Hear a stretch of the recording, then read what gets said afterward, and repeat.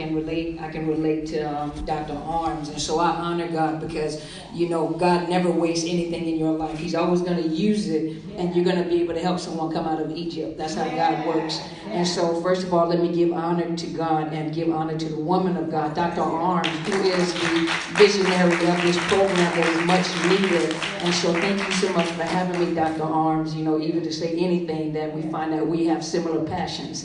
And of course, I want to give honor to my woman of God, who is Apostle Helen Sadler. They drug me through the years when I was going through what I was going through. And the first pastor that actually listened to me when I told her I was going through domestic violence. And so I too was a minister, and I was going through domestic violence and went through a very public divorce, but I never felt ashamed and I never felt unprotected, especially with my family into his chambers. My sister's going to make you laugh. So sometimes you couldn't even tell that we're hurting because we're laughing at the church. So if they come to church and they don't laugh, something wrong with the church, right? And so having said that, let me make sure I stay with my time to live. Okay, make sure I stay with my time because I honor time. That's how we talk. And so allow me to lay this foundation. So I chose Tamar to talk about, but I wanted to lay this foundation first to show you that this is not the first time that we're talking about, you know, or this is not the first time domestic violence is made so public. It's just that we didn't have a name for it at one point in time. And now it's becoming a very public thing where we're beginning to talk about it. And one of the things that when I went and researched, I went and looked at the Christian Broadcasting Network. And in 2016, they did an interview with one of the leaders in Regents. I think it was Regents. But one of the things that was discussed was the fact that domestic violence was not a discussion within the church. And when you look at the statistics in 2016 of the National Coalition Against Domestic Violence, it says every 9 seconds a woman is assaulted and threatened. So that means you count 1,001, 1,000. By the time you get to 9, there's another woman that's been assaulted. We're in here enjoying and laughing. Someone is being assaulted as we're talking, and sexually assaulted as we're talking. And the thing about it is as a professional in my mind, because I work with domestic violence all the time, I didn't know, because it's a common language to me, that everybody doesn't understand what domestic violence is. And so most of the time when you're thinking of domestic violence, you're thinking of the physical assault. You're thinking of someone putting their hands on you. As the young lady was sharing, there's different parts of domestic violence that's not as discussed. And, you know, we talk about the physical, the socioeconomic, meaning they're taking your money from you, won't let you spend your money, you know, the verbal abuse. But some of the things that's not discussed is things like them blocking you in a room to keep you from coming out the room while they're trying to talk to you, you know, or the fact that they sleep deprive you. They're going to talk to you and keep you awake, you know. So there are different things that no one ever talked about when it came to domestic violence. So a lot of victims didn't realize, or a lot of survivors did not realize what they were going through was domestic violence. You know, either threatening or humiliating, talking loud to an individual, you in church, or whether you're outside and you're talking loud to an individual trying to humiliate them. They didn't understand that's not normal. And then another thing that I found out is that in the United States, some women didn't know that a wife can be raped. Most people didn't know that a wife can be raped, and there are laws against a husband raping a wife. Even though we follow the Bible and it says that our body is not our own, but you still don't have the right to take something from me. That's something you need to go pray about, but you just can't take something from someone if they told you no. So it's still illegal to rape your wife. And then also back in the day, I remember talking, and I remember I was a soldier, and so I was humiliated. So the thing about it, you deal with a lot of shame. The shame of the violence that you're going through, because they're looking at you in a position of leadership, and you're not supposed to be going through something like that. That's not something you're supposed. It's a shame, and you don't talk about it. So a lot of times, leadership, people in positions of power, they don't talk about it, but they become the greatest advocates for other people. And so a lot of times, they're living vicariously through other people, trying to save them, because they're trying to figure out how to save themselves, because they're afraid, they're embarrassed. And then dealing with in the church, sometimes the first ladies and the children, they don't want to ruffle feathers, because the man of God may hold a position of power, you know, they have a prestigious position, and so they don't want to ruffle feathers, they don't want to bring humiliation, and as Mother said, and then they go home, they get abused for embarrassing them in public. You know, and so one of the things that they call it the silent epidemic in the church. The silent epidemic, because nobody wanted to talk about it. And so one of the things that was mentioned in here is that most Christian families didn't want to discuss. They felt like they had no voice. Because of the culture of the church and how the church, now the church is becoming more, is not so confined. So now the church is reaching out and getting this information is getting information and bringing information into the church, bringing wisdom into the church, and now it's being exposed that people have been violated, have been sexually abused, have been abused for years and years and years, but no one has ever said anything. And people are becoming bold enough now to speak up and say something and look for help. But it's also, even in my profession, as I sit, I have so many PKs, so many people that come in that are completely turned off by the church because their fathers or mothers hold positions within the ministry, but when they go home, they're abused when they get home. And so they have a distaste for God, they have a distaste for the church, because why should I come? Because you're a hypocrite. And so there was a study that was called I Believe You, Sexual Violence and the Church by Sojourners, and they found that 65% of pastors only have spoken about domestic violence and sexual assault. 65%, that's it, just a little bit. 22 indicated that they addressed it once a year. 33 said they rarely talked about it, and 10% of the pastors said they never talked about it at all. And so it was Dr. Benjamin Keys, who's in Regent University. He's responsible for the trauma studies. And one of the things he said, very thing that we're doing right now, is that the church has to have a conversation about this. Yeah. The church has to talk about this epidemic that's happening. We have to bring light to it because people need to be healed and healed for real. Yeah. We need to talk about those things that are secret. We need to talk about those things, because how are they going to have a relationship with God when they're looking at the leader who represents God in the church, and you're telling me that you won't even protect me? Then how is God going to protect me? You won't do anything to step up and speak or give me some resources or anything. I feel unsafe around you. So then God must be just like you, because you're the representative. And this is how people are thinking, and I hear them say this to me. And so let's see, it even says that Christian marriages have a higher frequency of domestic violence than non-Christian relationships. So the domestic violence has a higher rate within the church, within Christian families, than out in the world. And a part of the reason is the traditional roles, the culture of the church. And one of the things within the church is that word submission. See, people misunderstand what submission is, and they define it as subservient. So they're confusing submission with control. And so in the Bible, it talks about submission. And it said that the man is to submit to God. He's got to get his information from God in order to handle his family and get information on his wife. And it said that the man was supposed to love the wife as much as Jesus Christ loved the church, willing to die. Meaning that it becomes easy for us to submit. And then it says for them to submit to one another. But what happened is they perverted that, where it became a mechanism of control. So now if the man can't, and I'm not downing men, it's just that most of the people that I deal with are women. But most of the time what happens is the man loses that sense of control, and in their mind is submission. You're supposed to submit, but it's control. And they begin to lose control. They try to put the system within the family back in control, or back into their control, by abusing the family, which includes sexual assault. That is power and control. And so another thing that he said is that, some of the reasons why the women won't bring it up is guilt, the shame behind it, the position that you hold. Even female pastors or female ministers, or even males, if you actually listen, I think told his testimony. He was molested while he was a child, a little boy in the church. So he was turned out in the church. And these things are not addressed. And a lot of times you don't know what you're looking for. A person that's been through something, you usually have the signs of what is going on and can bring it to your attention. But if you've never been through it, it's not ignorance meaning you're stupid. Ignorance meaning you lack knowledge, meaning that I don't know what I'm looking for. And so to educate people in the church, and when I begin to, on my program, I talk about narcissist abuse. When I begin talking about narcissist abuse and learn the language that they use about narcissist abuse, my whole email began to fill up, and people were like, I never could put my finger on what that was. And now I understand what it is, and oh my gosh, I'm not crazy. You see, so now we have to put terminology, we have to point our finger, we have to show, we have to bring light on darkness to show that this has been going on, and we have to do something about it.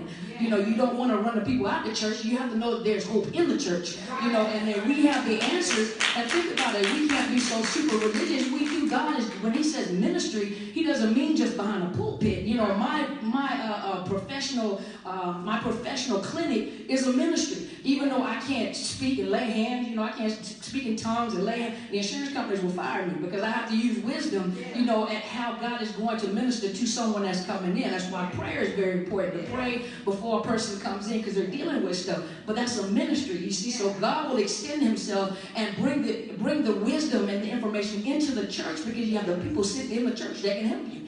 Okay. And those that are saved. Because if you look, when I worked at one of the agencies, Greater Lakes, I say Greater Loudwood, Greater Lakes, most of those people walking around looking like zombies, and those were the counselors. Yeah. You know, I was walking around with lipstick, had color in my face, and they were looking dead. And I'm thinking, you're going to talk to someone to help them open their life up, open their spirit up, and you're going to impart something in them. They're just as bad as you are.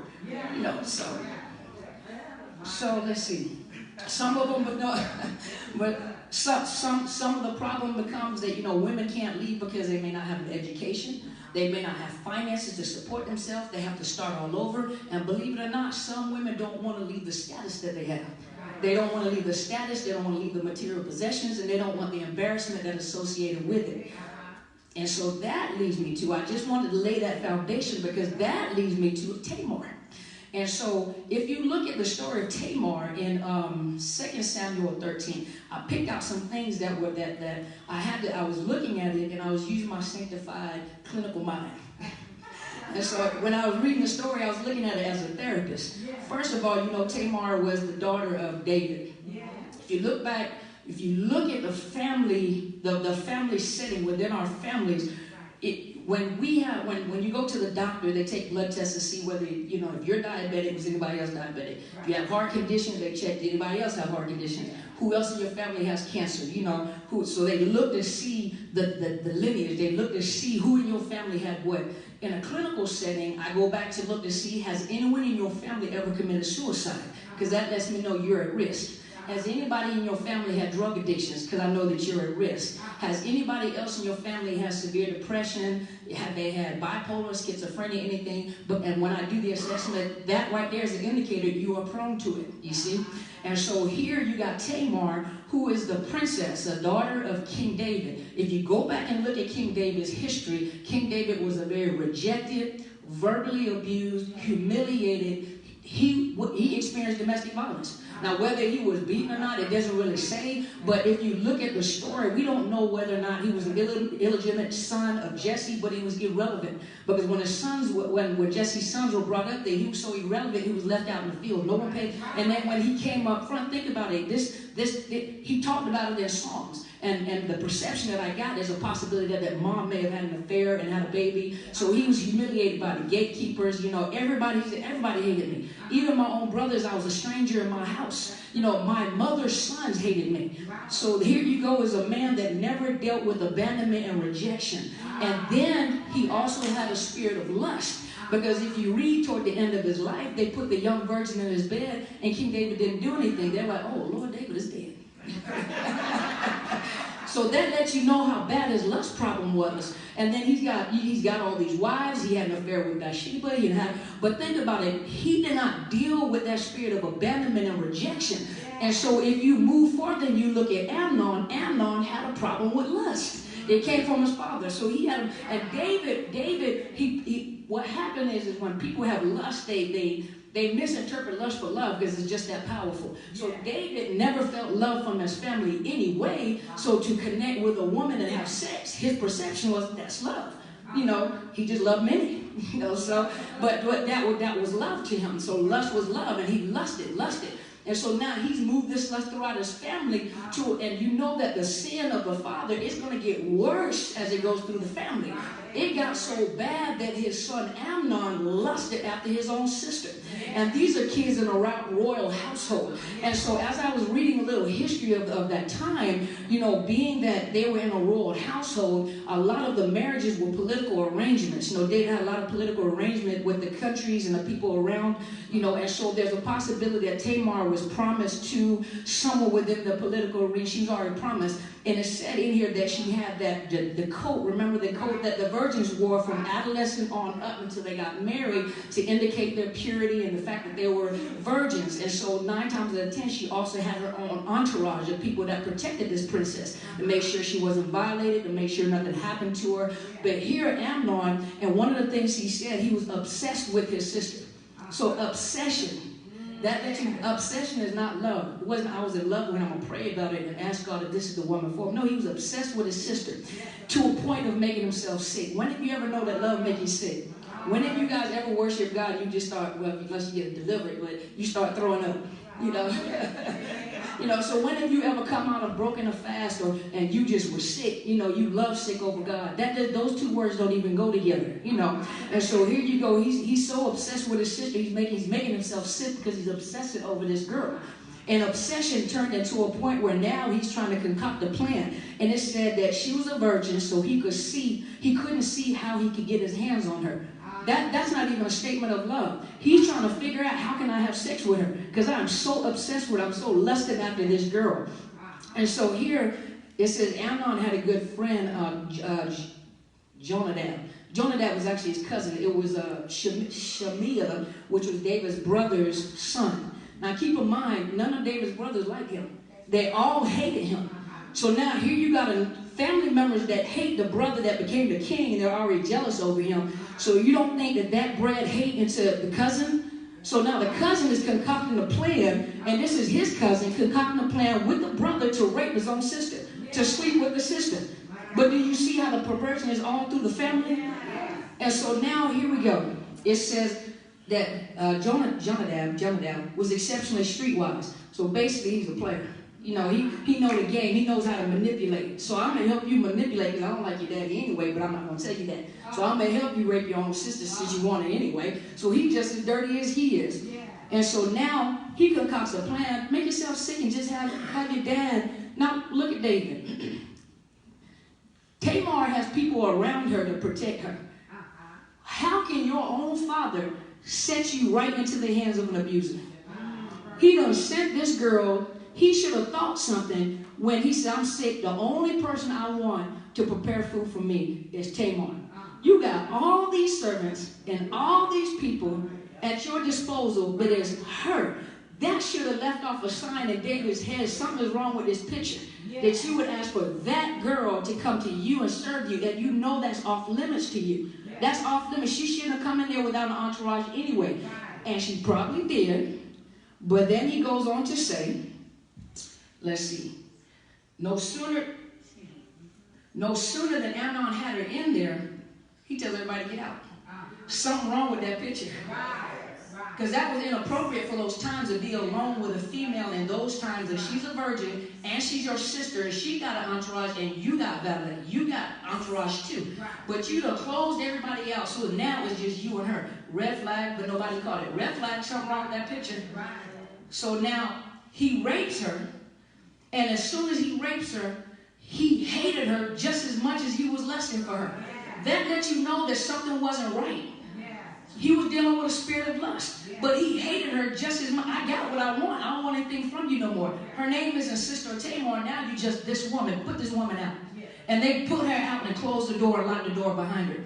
But let me show you how they handle, the same way what is going on with our victims and survivors of domestic abuse and sexual assault. In those times, is the same way that we handle them now. And so, remember, she was wearing that long sleeve gown. She ripped it so it was obvious something happened to her. So now she's publicly humiliated. She's shamed. She's humiliated. Put me out. I even said just marry me, which is probably already wrong. But just marry me so I won't be humiliated and shamed, because once you do this to me, I can't marry anybody. I am now ruined for life. Isn't that how sexual assault victims and domestic violence think? I am ruined for life. I'm not a virgin. I am ruined. I am bad property. No one is going to want me. And those times she had to go into her brother's household. What did her brother tell her? This is a common thing that you hear from people that have gone through this. Absalom tells her, he asked her, has your brother did something to you? Now, sister, keep in mind, he's still a family matter. This is a family matter, and he's still your brother. Isn't that what we used to tell people? Okay, keep it quiet. Don't tell nobody. This is a family matter and he's still your brother. But your brother was wrong and he need to be put in jail. But at the same time, it's a family matter. Be quiet. I'll handle it. Don't say nothing. So then right after that, let's see. Lost my spot. Let me find it. After all, he's your brother. Don't take it so hard. It's all right. It's going to be all right. Don't worry about it. Keep in mind this young girl's life has been totally altered. She can't marry. She can't have no children. She is now in humiliation and abomination. She can't, the political arrangement that she probably had to marry someone, that's off. She now has to live in her brother's home in shame. During that time, they didn't have counselors. You know, there's nobody to counsel Tamar to help her. And then on top of that, David gets mad, but doesn't even discipline his own child. He doesn't even he gets really, really angry, infuriated, but Amnon is the oldest, so he's the favorite. So he can't do anything to his favorite son. So imagine how Tamar is feeling. He's the favorite child, and he done got away with something anyway.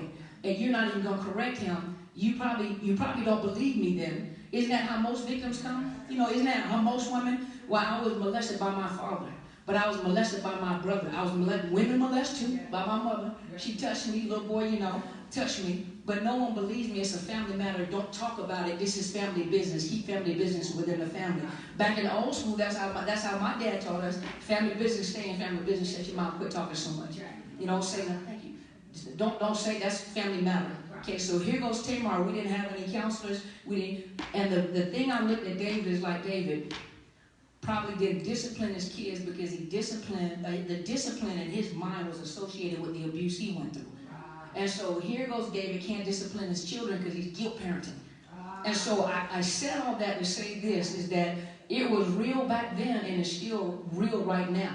So Tamar went through this, and here goes a young girl whose whole future has been altered. How many young girls do we have that have been molested, abused, and beaten and can't have kids? And then the families tell them, you keep this a family matter, don't you say anything.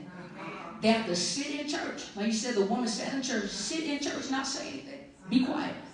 And in the worst case scenarios, the pastor may have molested the daughter.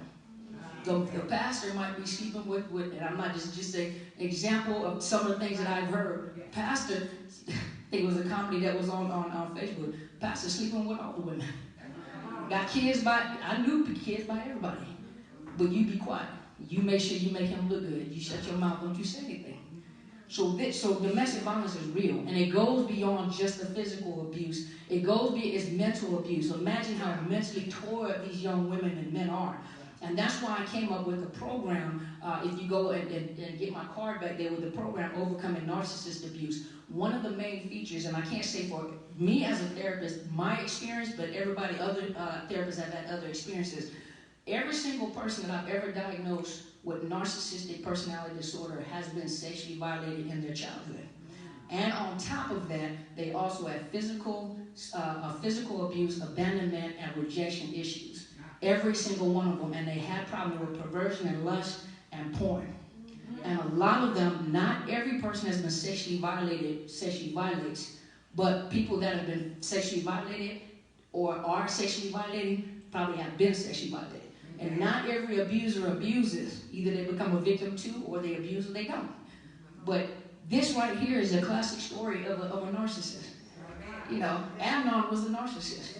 And I encourage you to go watch the show, because it takes you step by step, and it talks about domestic violence, but it talks about the details, because you have domestic violence, and then the part of the domestic violence that is accelerated or higher is the narcissist. A person with a narcissistic personality disorder, they also can have sociopath and psychopathic traits. And so we look at people on television. You looked at Jeffrey Dahmer. He was killing these young men. He was eating them. And then we're like, oh my God, this guy's crazy. Well, a narcissist is on the same level as a sociopath and psychopath.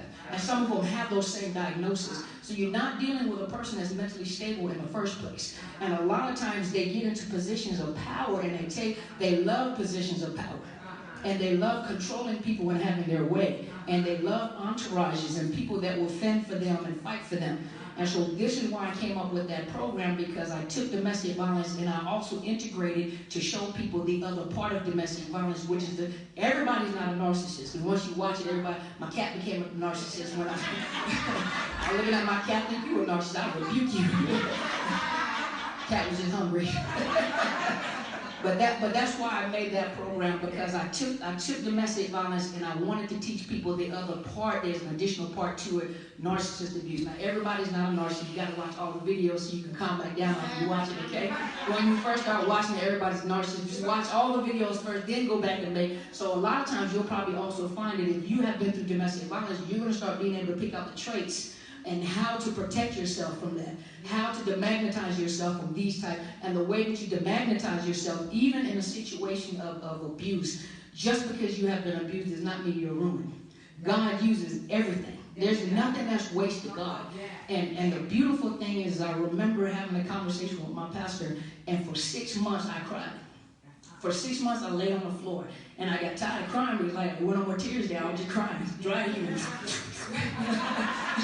And what I said was, I said, God, I said, I tell you what, you know when you get bold, when you're hurt, you say stuff that you know you would normally say. I said, God, I tell you what. I said, if you use this pain, I said, I promise I'll go through the process. If you promise me that you'll use this pain to help other women. I didn't know what I was saying when I said it. I was just trying to get through the pain. That's all I'm saying. You know, it was overwhelming.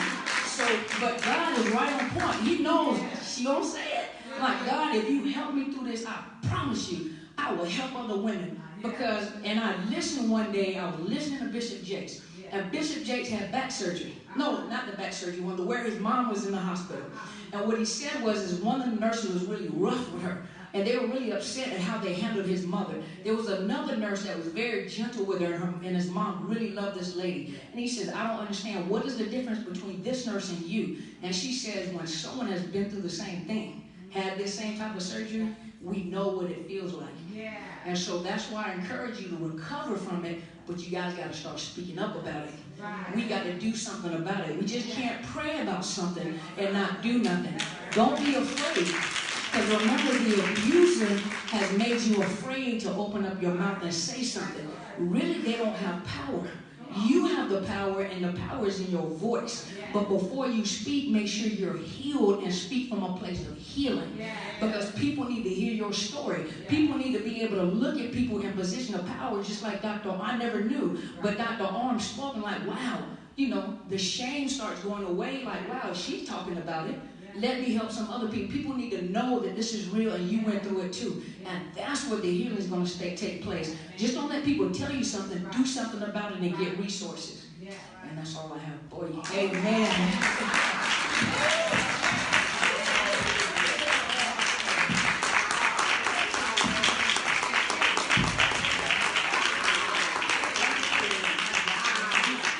Wow, my God. Come on, put your hands.